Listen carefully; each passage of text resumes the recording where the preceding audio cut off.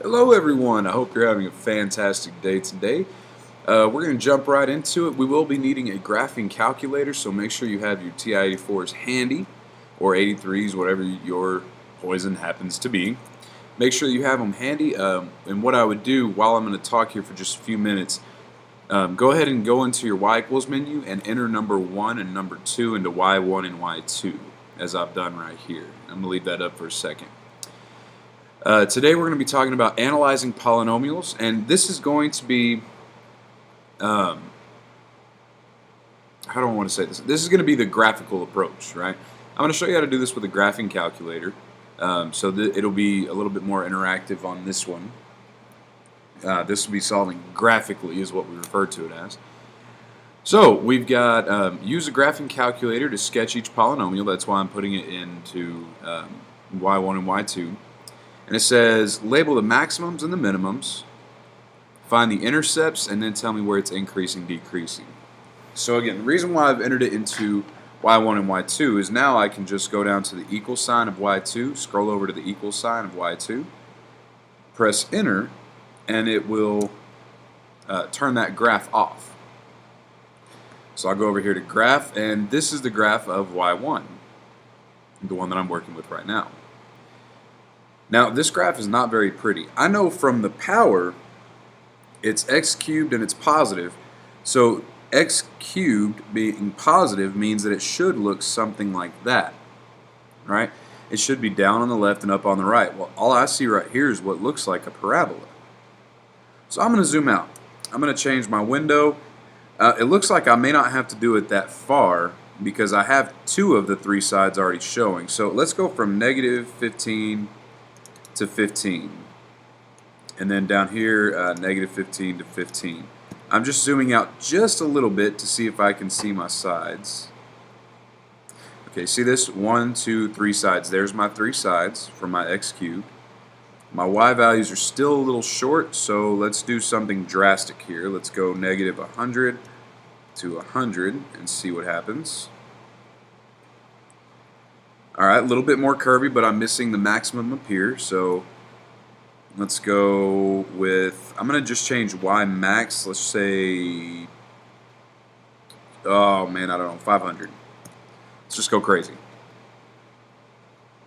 Okay, here we go. We can work with this. Alright, so I need to get some information here. First and foremost, it says find the maximums and minimums of each graph. That's part A, right? I need to label the maximums and minimums. So let's go ahead and get a couple of points here. Let me zoom in on my calculator here. So the first thing I'm going to do, second trace, number 4 for maximum. Make sure you're following along here. If at any point you need to pause the video, feel free. I'm going to go to the left of my maximum and hit enter. Remember, a maximum is a hilltop. Alright, the maximum is a hilltop. It has to change from increasing to decreasing to be a maximum. So I have a maximum at, let me write this down here.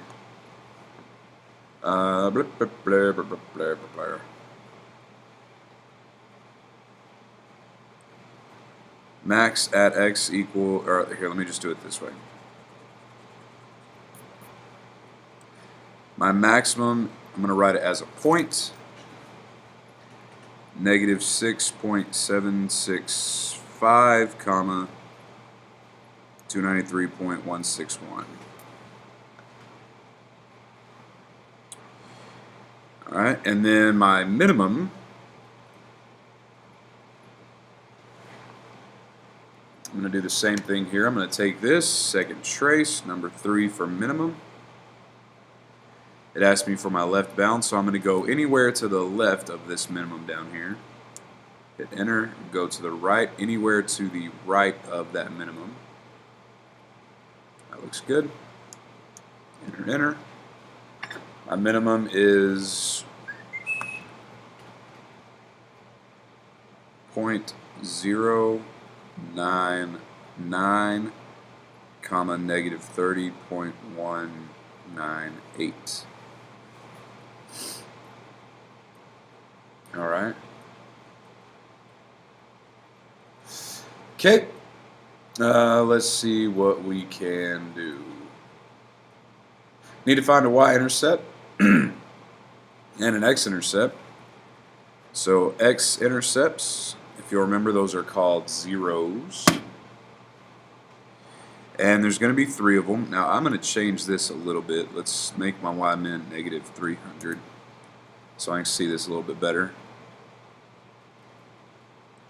There are 3 of them here, so second trace number 2. I'm going to go to the left of the 0. Watch where my cursor's at. Left of the 0.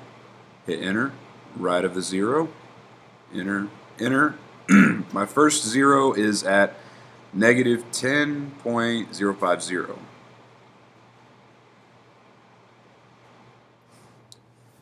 Next one. Same thing. 0. Left bound. Now I'm going for this guy right here. Right, so I want to be left of that. Well, I'm left of that right here. Right of it, I want to be just below the x-axis. My y's went negative, I'm below. Go for it.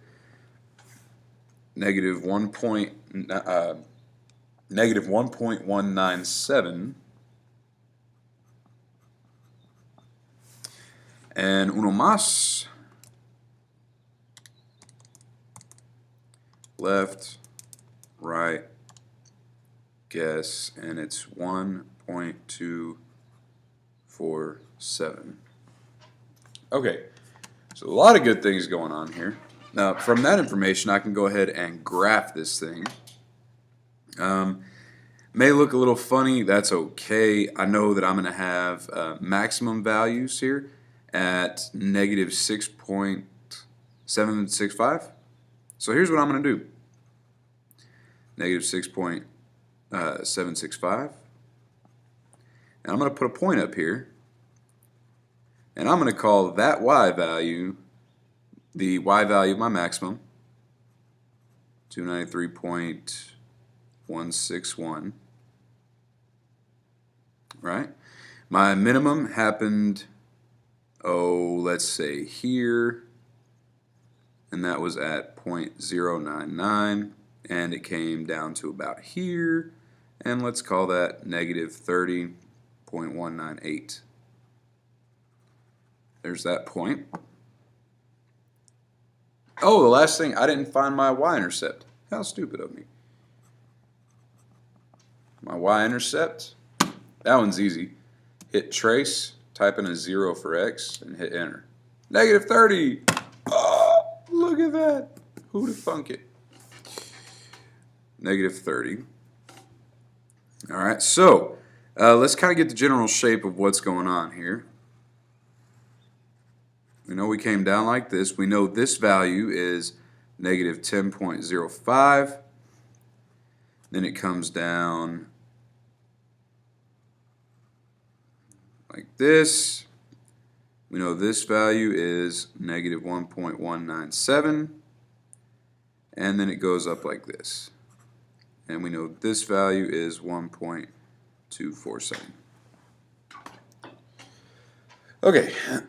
So is it pretty? No, but it gets the job done. And I know that B, my x, I should have labeled that over there on B, I guess.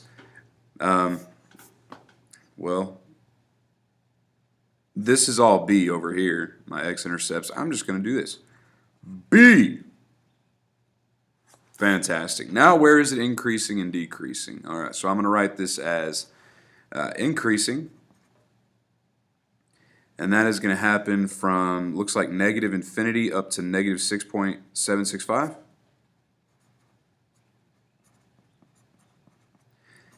And that's why we need the maximums and minimums, because this tells me I'm increasing up to here, and then I'm increasing from 0.099 to positive infinity.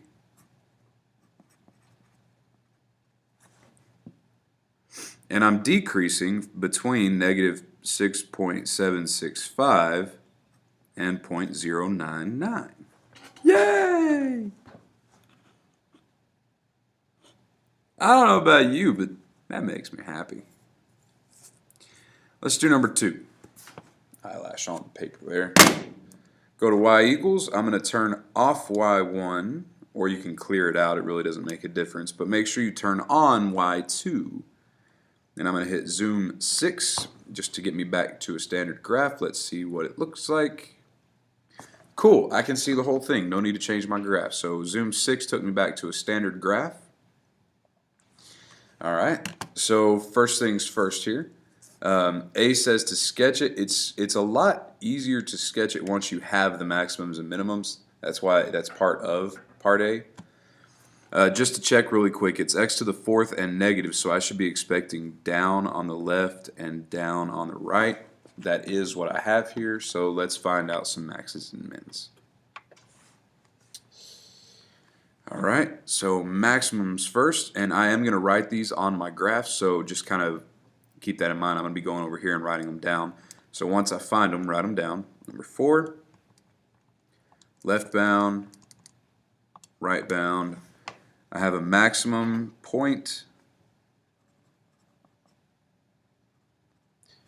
that is negative 0.432 if I round that up to 3 decimal places, as we always do, and comma 4.587. Write that point down, negative 0.432 comma 4.587, and then we have another one here, go 2.141, comma 8.148. And we have a minimum here. Remember, a maximums and minimums, they have to change direction.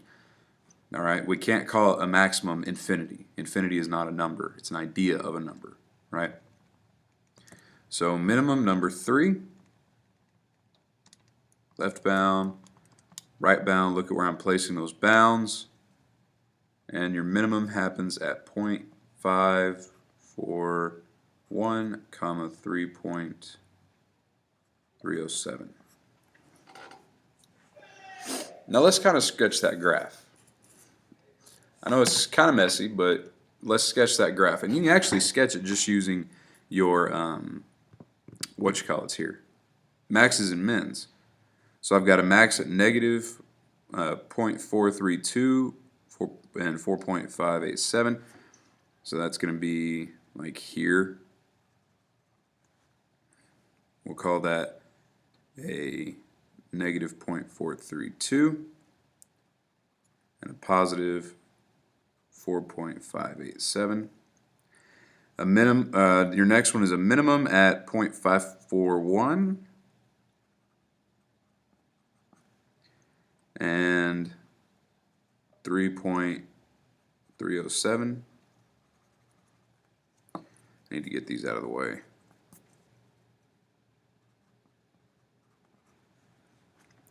And the next one is a maximum at 2.141, up here 8.148. So everything we're doing here is just a rough sketch. Nothing is going to be perfect. Everything is just going to be a rough kind of sketch.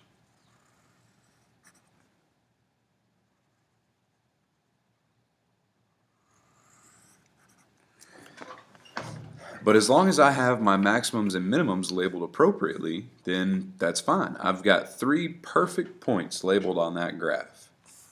You could also come back and just sketch it and label each point individually. That'd be fine as well. So part B, let's find the intercepts. Your y-intercept is going to be 4. So if you want to verify that, trace 0 is 4. So y-intercept at 4. You could also write that as a point. Let me go ahead and write it as a point just to get you in the habit of it. 0, comma 4. Your x-intercepts, you've got 2 of them. 0, second trace, 0, left bound, right bound, negative 1.149.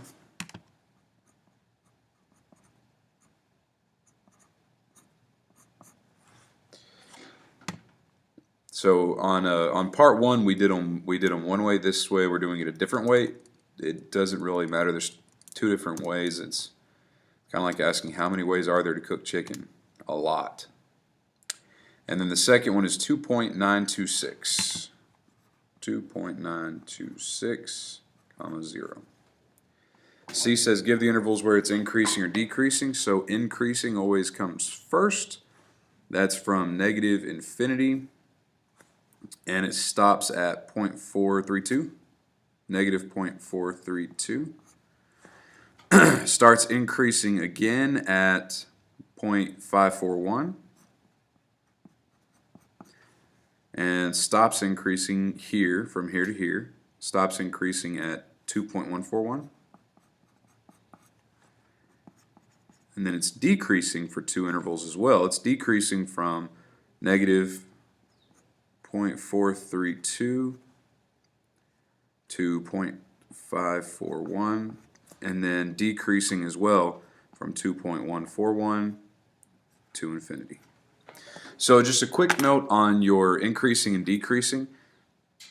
These guys right here, these guys are measured by the x values. Okay, measured by the x values. All right, have a fantastic one.